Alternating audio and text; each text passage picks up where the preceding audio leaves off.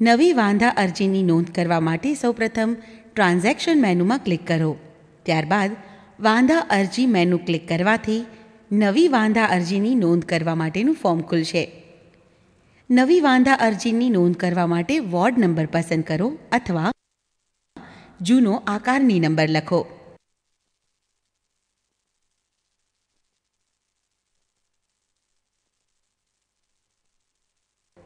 જો જૂનો આકારની નંબર ખબર ના હોય તો જૂનો આકારની નંબરના બાજુના બટન પર ક્લિક કરતાં નવું ફોર્મ ખુલશે.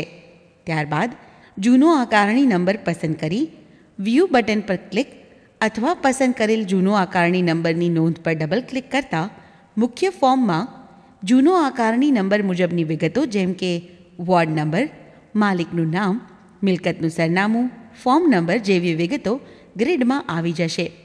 ત્યારબાદ જે તે નોંધના ફોલ્ટને ચેક કરો.